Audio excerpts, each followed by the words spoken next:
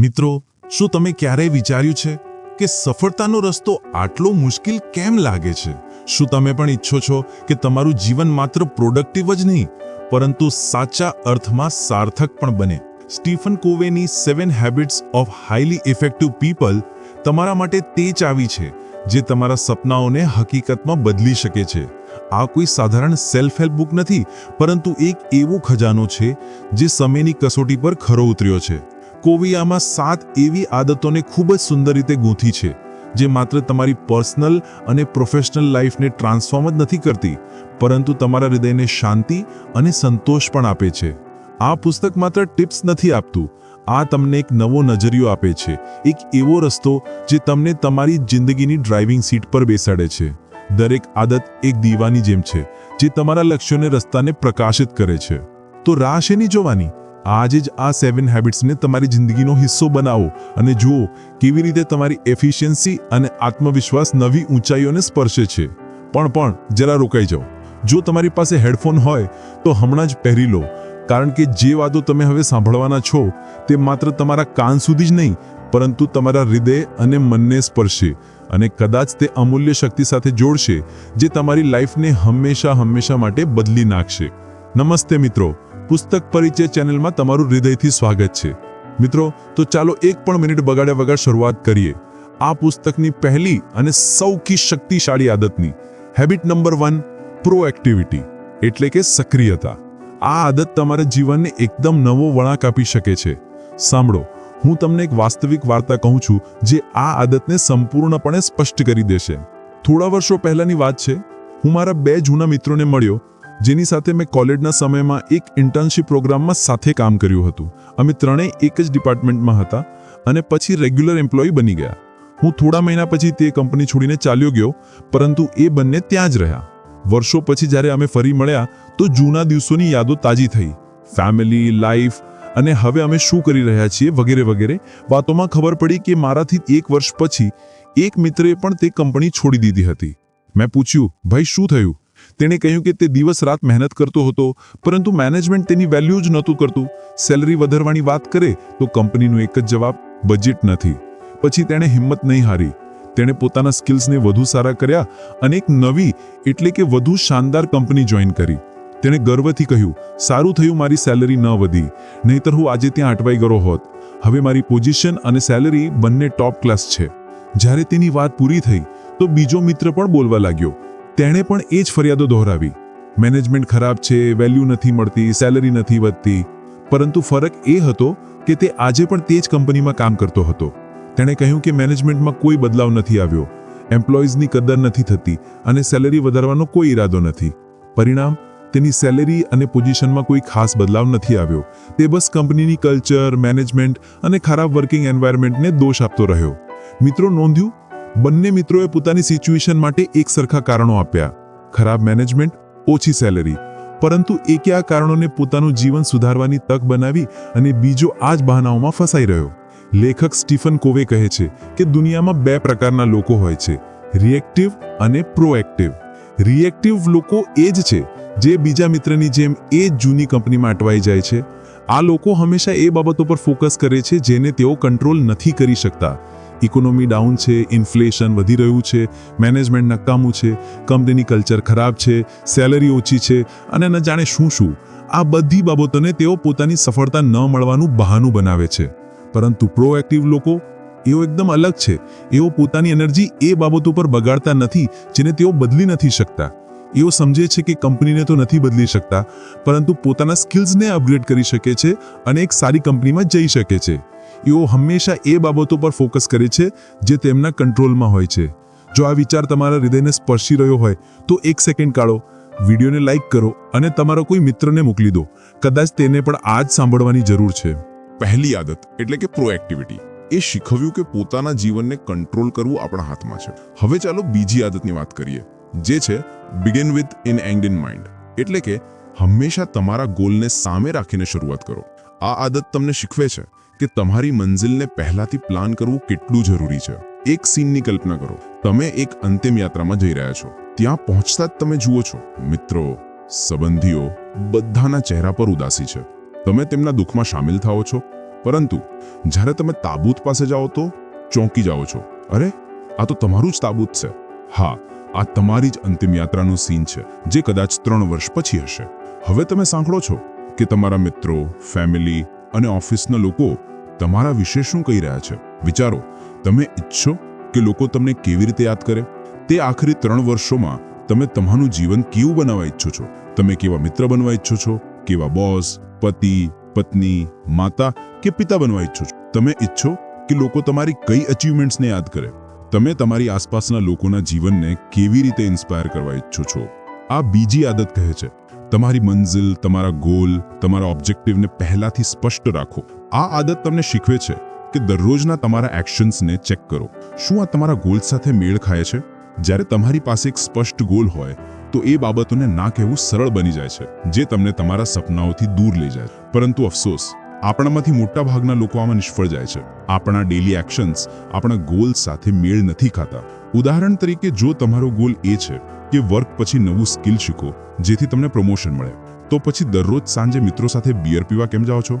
જો તમારો ગોલ એ છે કે તમે એક સારા પેરેન્ટ બનો, તો પછી જ્યારે તમારું બાળક તમને સવાલ પૂછે છે કે તમારી સાથે રમવા ઈચ્છે છે, તો તમે ટીવી કેમ જુઓ છો? અને જો તમારો ગોલ એ છે કે એક બિઝનેસ શરૂ કરો જેથી એક દિવસ તમે તમારી જોબ છોડી શકો, તો પછી ફ્રી ટાઈમમાં ટીવી સ્ક્રીન સાથે ચોંટી રહો છો શા માટે? મિત્રો, એકવાર તમારા ગોલ્સને જુઓ અને પછી તમારા ડેલી એક્શન સાથે તેની સરખામણી કરો. તમે આશ્ચર્યચકિત થઈ જશો એ જોઈને કે તમે રોજ કરો છો તે ઘણી બધી બાબતોનો તમારા ગોલ્સ સાથે કોઈ સંબંધ નથી. કેટલો સમય તમે એ લોકો સાથે વિતાવો છો જે તમારા ગોલ્સ સાથે જોડાયેલા નથી? વિશ્વાસ નથી થતો? તો એક કામ કરો, એક કાગળ લો, ડાબી બાજુએ તમારા ગોલ્સ લખો અને જમણી બાજુએ એ બધી બાબતો લખો જે તમે આખો દિવસ કરો છો. જેમ કે તમે કોની સાથે મળો છો, કયા પ્રોજેક્ટ્સ પર કામ કરો છો, કયા યુટ્યુબ ચેનલ્સ જુઓ છો વગેરે. બસ એક અઠવાડિયા સુધી આ કરો. તમે સ્પષ્ટ જોઈ શકશો કે તમારા મોટા ભાગના ડેલી એક્શન્સ તમારા ગોલ્સ સાથે મેળ નથી ખાતા, છતાં તમે એ કરતા રહો છો. જો તમે ઈચ્છો છો કે આ પોઝિટિવ એનર્જી બીજા સુધી પણ પહોંચે, તો આને હમણાં તમારા ફેમિલી ગ્રુપમાં શેર કરો. ક્યારેક એક નાનકડો વિડીયો કોઈકને લાઈફમાં સક્સેસ સુધી પહોંચાડી શકે છે. હવે વાત કરીએ ત્રીજી આદતની, જે છે પ્રાયોરિટાઇઝ, એટલે કે તમારી પ્રાથમિકતાઓને યોગ્ય જગ્યા આપવી. આ આદત તમને શીખવે છે કે તમારા જીવનમાં ખરેખર શું જરૂરી છે તેને કેવી રીતે ઓળખવું અને તેના પર ફોકસ કરવું. આપણા બધાની કોઈક ના કોઈક પ્રાયોરિટી હોય છે, ફેમિલી, બાળકનો અભ્યાસ કે કદાચ પોતાનો બિઝનેસ શરૂ કરવું. પરંતુ સવાલ એ છે કે શું આપણા ડેલી એક્શન્સ આ પ્રાયોરિટીઝને રિફ્લેક્ટ કરે છે? ઉદાહરણ તરીકે, જો તમારી પ્રાયોરિટી ફેમિલી સાથે ક્વોલિટી ટાઈમ વિતાવવાની છે, તો પછી આખો દિવસ થાકી ગયેલી જોબ પછી તમારો બધો ફ્રી ટાઈમ નેટફ્લિક્સ પર તમારી ફેવરિટ સિરીઝની આખી સિઝન જોવામાં કેવી રીતે વિતાવી શકો? આ તો એ જ વાત થઈ કે કહેવું કંઈક અને કરવું કંઈક. લેખક સ્ટીફન કવે આ પ્રાયોરિટી સેટ કરવા માટે એક શાનદાર ટૂલ આપે છે, જેને કહેવાય છે ટાઈમ મેનેજમેન્ટ મેટ્રિક્સ. આ મેટ્રિક્સ તમને સમજવામાં મદદ કરે છે કે તમારા કામમાંથી કયું જરૂરી છે અને કયું તરત કરવું છે. ચાલો આને બ્રેકડાઉન કરીએ. પહેલા ભાગમાં આવે છે એ કામો જે અર્જન્ટ અને ઇમ્પોર્ટન્ટ બંને છે, એટલે કે જેની ડેડલાઇન ફિક્સ છે અને જેને તરત કરવું જરૂરી છે. જેમ કે જો તમારે તમારા ક્લાયન્ટ માટે કોઈ ઓર્ડર ડિલિવર કરવાનો હોય જેની ડેડલાઇન આજે છે, તો એ કામ આ ક્વોડ્રન્ટમાં આવશે. બીજા ભાગમાં એ કામો છે જે અર્જન્ટ નથી પરંતુ ઇમ્પોર્ટન્ટ છે. આ એ બાબતો છે જે તમારી પર્સનલ અને પ્રોફેશનલ ગ્રોથ સાથે જોડાયેલી છે, તમારા મોટા ગોલ્સને અચીવ કરવામાં મદદ કરે છે. જેમ કે જો તમારે ગ્રાફિક ડિઝાઇનનો કોર્સ કરવો છે, રોજ 30 મિનિટ એક્સરસાઇઝ કરવી છે કે પછી ફાઇનાન્સનું પુસ્તક વાંચવું છે, આ બધા કામો ક્વાડ્રન્ટ 2 માં આવે છે. ત્રીજા ભાગમાં એ બાબતો છે જે અર્જન્ટ તો છે પરંતુ ઇમ્પોર્ટન્ટ નથી, એટલે કે રોજની એ નાની મોટી અડચણો, જેમ કે વારંવાર આવતા ફોન કોલ્સ, વોટ્સએપ કે મેસેન્જર પર મેસેજ કે પછી કોઈ અનઇમ્પોર્ટન્ટ સોશિયલ મીટિંગ. અને છેલ્લે ચોથા ભાગમાં એ બાબતો છે જે ન તો જરૂરી છે ન તો તરત કરવાની, જેમ કે બિન વિચારીને લેઝર ટાઈમ વિતાવવો કે એન્ટરટેનમેન્ટમાં કલાકો સુધી ડૂબી રહેવું. મિત્રો, પ્રોબ્લેમ એ છે કે મોટા ભાગના લોકો ત્રીજા ભાગમાં અટવાઈ જાય છે અને વિચારે છે કે તેઓ પહેલા ભાગના કામો કરી રહ્યા છે. કેટલાક લોકો તો ચોથા ભાગમાં પોતાનું કિંમતી જીવન વેડફી નાખે છે, ફોન પર ગેમ રમતા રમતા. પરંતુ જે લોકો હાઈલી ઇફેક્ટિવ હોય છે તેઓ ફોકસ કરે છે બીજા ભાગ પર, એટલે કે જે અર્જન્ટ નથી પરંતુ ઇમ્પોર્ટન્ટ છે. અને આ જ એ જગ્યા છે જે તમારા જીવનને ટ્રાન્સફોર્મ કરી શકે છે. જો અત્યાર સુધી તમને આ વિડીયો ગમી રહ્યો હોય તો તેને હમણાં તમારા વોટ્સએપ સ્ટેટસ કે ઇન્સ્ટાગ્રામ સ્ટોરીમાં શેર કરી દો. પુસ્તક પરિચયને સબસ્ક્રાઇબ કરીને પોઝિટિવિટીની લહેર ફેલાવો. તો મિત્રો, ચાલો હવે વાત કરીએ ચોથી આદતની, જે છે વિન વિન. આ આદત તમને શીખવે છે કે સક્સેસનો અસલી અર્થ છે બધા માટે ફાયદો. ચાલો આને એક વાર્તાથી સમજીએ. લેખક સ્ટીફન કોવે કહે છે કે તેમણે એક કંપનીના પ્રેસિડેન્ટ સાથે કામ કર્યું, જેને એક સામાન્ય પરંતુ ગંભીર પ્રોબ્લેમ હતી. તેમની કંપનીમાં એમ્પ્લોઈઝ એકબીજા સાથે કોઓપરેટ જ નહોતા કરતા. ન તો તેઓ ટીમની જેમ કામ કરતા, ન તો તેમની વચ્ચે સારા રિલેશનશિપ્સ હતા. લોકો ડિફેન્સિવ હતા અને પરિણામ આખી ટીમનું પરફોર્મન્સ ખૂબ ખરાબ હતું. પ્રેસિડેન્ટે લેખક પાસે મદદ માંગી. લેખકે તેમને એક સવાલ પૂછ્યો, શું તમારી કંપનીમાં ન કોઓપરેટ કરવાનું કોઈ રિવોર્ડ સિસ્ટમ છે? પ્રેસિડેન્ટે જવાબ આપ્યો, ના, ન કોઓપરેટ કરવાનું કોઈ રિવોર્ડ નથી, પરંતુ કોઓપરેશન કરવાનું રિવોર્ડ ખૂબ સારું છે. વાસ્તવમાં પ્રેસિડેન્ટ એમ્પ્લોઈઝને મોટિવેટ કરવા માટે એક શાનદાર ઓફર આપી રહ્યા હતા કે જે સૌથી સારું પરફોર્મ કરશે તેને બર્મુડા ટ્રીપની ટિકિટ મળશે. પરંતુ આ જ તેમની સૌથી મોટી ભૂલ હતી. તેઓ કોઓપરેશનને પ્રોત્સાહન આપવા માંગતા હતા, પરંતુ તેમનો રસ્તો એમ્પ્લોઈઝને એકબીજા સામે કોમ્પિટિશન કરવા માટે ઉશ્કેરી રહ્યો હતો. પરિણામ, લોકો એકબીજાને નીચે ખેંચવા લાગ્યા, કારણ કે તેમનું માઇન્ડસેટ હતું કે જો હું જીતીશ તો બીજો હારશે. આ એક ખોટું પેરાડાઇમ હતું, જેમાં કેટલાક લોકો વિનર બનતા અને બાકીના લૂઝર. પરંતુ વિન વિનનો અર્થ છે એવી સમજૂતી કરવી જેમાં બધાનો ફાયદો થાય. આ એક કોઓપરેટિવ અપ્રોચ છે, નહીં કે કોમ્પિટિટિવ. વિન વિન વિચારનાર વ્યક્તિ જાણે છે કે સક્સેસ કોઈ બીજાની હારની કિંમતે નથી આવતી. ઉદાહરણ તરીકે, માનો કે તમારી પાસે પણ એક YouTube ચેનલ છે જ્યાં તમે બુક સમરીઝ બનાવો છો. હું તમારું ચેનલ ચેક કરું છું અને જોઉં છું કે તમારું કન્ટેન્ટ શાનદાર છે, તો હું મારા સબસ્ક્રાઇબર્સને તમારા ચેનલની રેકમેન્ડેશન આપું છું. અચાનક તમારા ચેનલ પર હજારો નવા સબસ્ક્રાઇબર્સ આવી જાય છે. પછી તમે મારું ચેનલ ચેક કરો છો અને તમને મારું કન્ટેન્ટ પણ ગમે છે. તમે તમારા સબસ્ક્રાઇબર્સને મારું ચેનલ રેકમેન્ડ કરો છો અને મારા ચેનલ પર પણ હજારો નવા સબસ્ક્રાઇબર્સ આવી જાય છે. આ છે વિન વિન. ન હું હાર્યો ન તમે હાર્યા. આપણે બંનેને નવા સબસ્ક્રાઇબર્સ મળ્યા અને આપણી ઓડિયન્સને પણ નવું અને શાનદાર કન્ટેન્ટ ડિસ્કવર કરવાનો મોકો મળ્યો. મિત્રો, જો તમને અત્યાર સુધી આ વિડીયો ગમી રહ્યો હોય અને તમે આવા બીજા ટોપિક્સ પર કન્ટેન્ટ ઈચ્છો છો તો નીચે કમેન્ટ બોક્સમાં મને જણાવજો. હવે વારો છે 5મી આદતની, જે છે પહેલા સમજો પછી સમજાવો. આ આદત તમને શીખવે છે કે સાચું કમ્યુનિકેશન ત્યારે જ થાય છે જ્યારે તમે સામેવાળાને હૃદયથી સમજો છો. ચાલો આની એક વાર્તાથી સમજીએ. કલ્પના કરો, તમને આંખોમાં કોઈ પ્રોબ્લેમ છે અને તમે એક આઈ સ્પેશિયલિસ્ટ પાસે જાઓ છો. તમે ડોક્ટરને તમારી પ્રોબ્લેમ કહો છો, પરંતુ તે કંઈ પણ ચેક કર્યા વિના બસ તમને એક ચશ્મા આપી દે છે.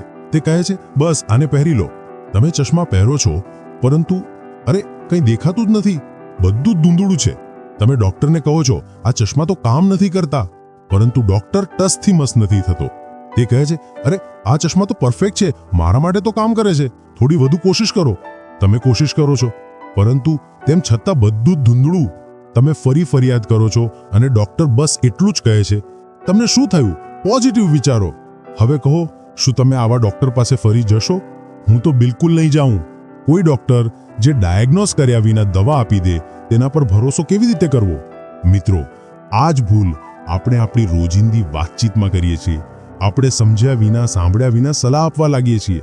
વાસ્તવમાં જો આપણે બીજા સાથે ઇફેક્ટિવ કમ્યુનિકેશન કરવું હોય તો પહેલા સમજવું જરૂરી છે, અને સમજવા માટે જોઈએ એમ્પેથેટિક લિસનિંગ, એટલે કે હૃદયથી સાંભળવું. ઘણીવાર ફોન પર વાત કરતી વખતે કે ટેક્સ્ટિંગ કરતી વખતે મિસઅન્ડરસ્ટેન્ડિંગ થઈ જાય છે. કમ્યુનિકેશન એક્સપર્ટ્સ કહે છે કે આપણે જે કમ્યુનિકેટ કરીએ છીએ તેમાં શબ્દોનું યોગદાન માત્ર 10% હોય છે. 30% આપણા અવાજના ટોન અને બીજા સાઉન્ડ્સથી આવે છે, અને 60%, હા 60% આપણી બોડી લેંગ્વેજથી. તો આગલી વાર જ્યારે તમે કોઈને ખરેખર સમજવા ઈચ્છો તો ફક્ત તેમના શબ્દોને કાનથી ન સાંભળો, પરંતુ તેમના ઇમોશન્સને હૃદયથી જુઓ. તેમના ચહેરા, તેમના અવાજ, તેમના હાવભાવને સમજો. જ્યારે તમે એમ્પેથેટિક લિસનિંગ કરો છો તો તમારા મિત્રો, તમારા બોસ કે તમારા કલીગ્સ સાથેના તમારા રિલેશનશિપ્સમાં એક શાનદાર સુધારો આવે છે. આ આદત તમને શીખવે છે કે પહેલા સામેવાળાની વાતને ઊંડાણથી સમજો, પછી તમારી વાત રાખો. આ નાનકડો બદલાવ તમારા કમ્યુનિકેશનને નેક્સ્ટ લેવલ પર લઈ જઈ શકે છે. હવે વાત કરીએ 6ઠ્ઠી આદતની, જે છે સિનર્જી. આ આદત તમને શીખવે છે કે જ્યારે આપણે સાથે મળીને કામ કરીએ તો પરિણામો ઘણા વધી જાય છે. પ્રકૃતિમાંથી એક શાનદાર ઉદાહરણ લઈએ. જ્યારે પક્ષીઓ લાંબા અંતરની મુસાફરી માટે ટોળામાં ઉડે છે તો તેઓ ઘણીવાર વી આકારમાં ઉડે છે. સાયન્ટિસ્ટે સ્ટડી કરી અને જાણ્યું કે આ વી આકાર પાછળના પક્ષીઓને હવાના પ્રવાહનો ફાયદો આપે છે, જે આગળના પક્ષી પોતાના પાંખના ફફડાટથી બનાવે છે. એટલું જ નહીં, તેઓ પોતાની હિલચાલને પણ સિંક્રોનાઇઝ કરે છે, જેથી બદલામાં પોઝિશન બદલી શકે. આ પ્રકૃતિનો એક અદ્ભુત ઉદાહરણ છે, જે બતાવે છે કે કોઓપરેશનથી આપણે કેટલા ઇફેક્ટિવ પરિણામો મેળવી શકીએ છીએ. સફળ લોકો સિનર્જી બનાવવામાં નિપુણ હોય છે. તેઓ જાણે છે કે ટાઈમ લિમિટેડ છે અને તેઓ દરેક બાબતમાં બેસ્ટ નથી હોઈ શકતા. ઉદાહરણ તરીકે, જો તમને એનિમેશન જોઈએ, જેવું તમે હમણાં આ વિડીયોમાં જોઈ રહ્યા છો, તો તમે કાં તો કલાકો સુધી ટાઈમ લગાવીને તેને જાતે શીખી શકો, અથવા તમે મને તમારા પ્રોજેક્ટમાં સામેલ કરી શકો છો અને હું તમારા માટે શાનદાર એનિમેશન બનાવી આપું. જો આપણે એવો રસ્તો શોધીએ જેમાં આપણે બંનેને ફાયદો થાય, તો આ સિનર્જીનું પરફેક્ટ ઉદાહરણ હશે. એક વાસ્તવિક ઉદાહરણ લઈએ, સ્ટીવ જોબ્સ અને સ્ટીવ વોઝનિયાકનું. વોઝનિયાક એક ગજબના એન્જિનિયર હતા અને સ્ટીવ જોબ્સ એક અદ્ભુત સેલ્સ પર્સન. આ બંનેની સિનર્જીએ એપલ જેવી કંપનીને જન્મ આપ્યો. જો આ બંને જુદા જુદા કામ કરતા, તો કદાચ આજે આપણી પાસે એપલ ન હોત. આપણે બધા જ અલગ અલગ છીએ, આપણી પાસે અલગ અલગ ખૂબીઓ છે અને આપણે એક જ વસ્તુને અલગ અલગ રીતે જોઈએ છીએ. આ એકલું જોવામાં કમજોરી લાગે, પરંતુ જ્યારે આપણે તેને સાથે મળીને ઉપયોગ કરીએ, તો આ આપણી સૌથી મોટી તાકાત બની જાય છે. હવે આવીએ 7મી અને છેલ્લી આદત પર, શાર્પન ધ સો, એટલે કે તમારી આરીને તેજ રાખો. એક વાર્તા સાંભળો. એક માણસ ઝાડ કાપી રહ્યો હતો. તેનો પડોશી આવ્યો અને બોલ્યો, ભાઈ, તારી આરી તો બિલકુલ કુંદ લાગે છે, તેને તેજ કરી લે, ઝાડ જલ્દી કપાશે. તે માણસે જવાબ આપ્યો, અરે, મારી પાસે ટાઈમ ક્યાં છે. તમે કદાચ આ માણસ પર હસશો, પરંતુ સચ્ચાઈ એ છે કે આપણામાંથી મોટા ભાગના લોકો આવા જ છીએ. આપણે હેલ્ધી રહેવા ઈચ્છીએ છીએ, પરંતુ રોજ 30 મિનિટ એક્સરસાઇઝ નથી કરતા. આપણે સ્માર્ટ બનવા ઈચ્છીએ છીએ, પરંતુ 20 મિનિટ રીડિંગ માટે ટાઈમ નથી કાઢતા. આપણે શાનદાર ફેમિલી લાઈફ ઈચ્છીએ છીએ, પરંતુ બાળકો અને પાર્ટનર સાથે ક્વોલિટી ટાઈમ વિતાવવો એટલે શું? દોસ્તો, આપણે બધા ઈચ્છીએ છીએ કે આપણે હેલ્ધી રહીએ, પણ રોજ 30 મિનિટ એક્સરસાઇઝ નથી કરતા. આપણે સ્માર્ટ બનવા ઈચ્છીએ છીએ, પણ 20 મિનિટ રીડિંગ માટે ટાઈમ નથી કાઢતા. આપણે શાનદાર ફેમિલી લાઈફ ઈચ્છીએ છીએ, પણ બાળકો અને પાર્ટનર સાથે ક્વોલિટી ટાઈમ નથી વિતાવતા. આપણે ફોકસ્ડ અને રિલેક્સ્ડ રહેવા ઈચ્છીએ છીએ, પણ 10 મિનિટ મેડિટેશન માટે ટાઈમ નથી. આપણે ઈચ્છીએ છીએ કે સોમવારે કામમાં મજા આવે, પણ વીકેન્ડ પર પ્રોપર રેસ્ટ નથી લેતા. હું પણ લાંબા સમય સુધી આ જ ભૂલ કરતો રહ્યો. હું આખું અઠવાડિયું, એમાંય વીકેન્ડ્સ પર પણ કામ કરતો હતો. મને લાગતું હતું કે હું ખૂબ પ્રોડક્ટિવ છું, કારણ કે હું દરરોજ કામ કરું છું. પરંતુ હકીકત, હું હંમેશા થાકી જતો, ઢગલાબંધ ભૂલો કરતો અને સૌથી ખરાબ, વારંવાર બીમાર પડતો. મને લાગતું હતું કે વીકેન્ડ પર કામ કરીને હું 2 એક્સ્ટ્રા દિવસ મેળવું છું, પરંતુ સચ્ચાઈ એ હતી કે બીમાર થવાને કારણે હું તેનાથી પણ વધુ દિવસ બેડ પર વિતાવતો હતો. અથવા તો હું એટલો થાકી જતો કે કંઈક વેલ્યુએબલ પ્રોડ્યુસ જ નહોતો કરી શકતો. મેં ખૂબ મુશ્કેલીથી શીખ્યું કે રેસ્ટ ડેઝ એટલા જ જરૂરી છે જેટલા વર્કિંગ ડેઝ. જેમ તમે તમારા વર્કિંગ ડેઝ પ્લાન કરો છો, તેમ તમારા રેસ્ટ ડેઝને પણ પહેલાથી પ્લાન કરવું જરૂરી છે. આપણે બધા ઉતાવળમાં છીએ, ઢગલાબંધ કામ નિપટાવવા ઈચ્છીએ છીએ. આ ચક્કરમાં આપણે આપણા બોડીને લિમિટ સુધી પુશ કરીએ છીએ અને ભૂલી જઈએ છીએ કે આપણી આરીને તેજ કરવી કેટલી જરૂરી છે. આપણા બોડી અને માઇન્ડની પોતાની લિમિટ્સ હોય છે, અને જ્યારે તમે તે લિમિટને ક્રોસ કરો છો, તો તમારું બોડી કહે છે, બસ, હવે હું નથી રમવું. મારા એક મિત્રની વાર્તા સાંભળો. તે એક કંપનીમાં ઓફિસ જોબ કરતો હતો. કમ્પ્યુટરની સામે બેસીને તેનો બોસ હંમેશા તેની તારીફ કરતો, કારણ કે તે સૌથી પ્રોડક્ટિવ વર્કર્સમાંથી એક હતો. પરંતુ સમયની સાથે તેનું વજન વધી ગયું, હેલ્થ ખરાબ થઈ ગઈ, તેની એબ્સેન્ટિઝમ વધી ગઈ અને પ્રોડક્ટિવિટી ઘટી ગઈ. બોસે તેને સલાહ આપી કે રોજ થોડી એક્સરસાઇઝ શરૂ કર, પરંતુ તેણે જવાબ આપ્યો, મારી પાસે ટાઈમ નથી. આ સિલસિલો ચાલતો રહ્યો અને આખરે તેણે પોતાની જોબ અને પોતાની હેલ્થ બંને ગુમાવી દીધા. આ ઉદાહરણ બતાવે છે કે ફક્ત અર્જન્ટ બાબતો પર ફોકસ કરવાથી આપણે એ બાબતોને ઇગ્નોર કરી દઈએ છીએ જે ખરેખર ઇમ્પોર્ટન્ટ છે. શાર્પન ધ સોનો અર્થ છે તમારા રિસોર્સિસને મેનેજ કરવું, અને તમારા સૌથી મોટા રિસોર્સિસ છે તમારું બોડી અને તમારું માઇન્ડ. તમારા ટાઈમને એ રીતે વહેંચો કે તમે ફક્ત અર્જન્ટ બાબતોને જ નહીં, પરંતુ ઇમ્પોર્ટન્ટ બાબતોને પણ સમય આપો. આથી તમારું જીવન વધુ બેલેન્સ્ડ અને ફૂલફિલિંગ થશે. મિત્રો, સ્ટીફન કવેની 7 habits of highly effective people એક એવી ગાઈડ છે જે તમને પર્સનલ અને પ્રોફેશનલ સક્સેસનો રસ્તો બતાવે છે. આ 7 આદતો તમને શીખવે છે કે કેવી રીતે પ્રોએક્ટિવ બનવું, તમારા જીવનને ઉદ્દેશ્યપૂર્ણ બનાવવું અને તમારી પ્રાયોરિટીઝને બેલેન્સ કરવી. કોવેના આ સિદ્ધાંતો આપણને આપણા જીવનનો કંટ્રોલ લેવા, સાચી બાબતો પર ફોકસ કરવા અને બીજા સાથે સાર્થક રિલેશનશિપ્સ બનાવવા માટે પ્રેરણા આપે છે. આ આદતોને અપનાવીને તમે તમારા જીવનને ટ્રાન્સફોર્મ કરી શકો છો, તમારા ગોલ્સ અચીવ કરી શકો છો અને સાચી સંતોષ મેળવી શકો છો. પછી ભલે તમે તમારા કરિયરમાં ટોપ પર પહોંચવા ઈચ્છતા હો, તમારા રિલેશનશિપ્સને સુધારવા ઈચ્છતા હો કે ફક્ત એક બેલેન્સ્ડ લાઈફ જીવવા ઈચ્છતા હો, આ 7 આદતો તમને એક પાવરફુલ ફ્રેમવર્ક આપે છે. જો આ વિડીયોએ તમારા જીવનમાં કંઈક વેલ્યુ એડ કરી હોય તો તરત જ તેને લાઈક કરો, તેને તમારા મિત્રો અને ફેમિલી સાથે શેર કરો, કારણ કે પોઝિટિવ વિચારસરણી તમારી નહીં, બધાની જરૂર છે. અને જો તમે પણ તમારા જીવનને વધુ સારું અને બ્રાઇટ બનાવવા ઈચ્છો છો તો અમારા ચેનલ પુસ્તક પરિચયને હમણાં સબસ્ક્રાઇબ કરો, કારણ કે દર અઠવાડિયે અમે એવી બુક સમરીઝ લાવીએ છીએ જે તમારું માઇન્ડસેટ બદલી નાખશે. તમારો અભિપ્રાય અમારા માટે ખૂબ ખાસ છે, તો નીચે કોમેન્ટ કરીને જરૂર જણાવો કે આ વિડીયોમાંથી તમને શું શીખવા મળ્યું. અને હા, સ્ક્રીન પર દેખાતી આગળની બુક પર ક્લિક કરવાનું બિલકુલ ના ભૂલતા, કારણ કે એ પુસ્તક તમને આ વિડીયો કરતાં પણ વધુ નોલેજ, ઇન્સ્પિરેશન અને મજા આપશે. એક પોઝિટિવ અને બ્રાઇટ લાઈફ તરફ તમારું આગલું પગલું એ જ હોઈ શકે છે. નવા વિડીયોમાં ફરી મળીશું. ત્યાં સુધી ખુશ રહો અને શીખતા રહો. આભાર.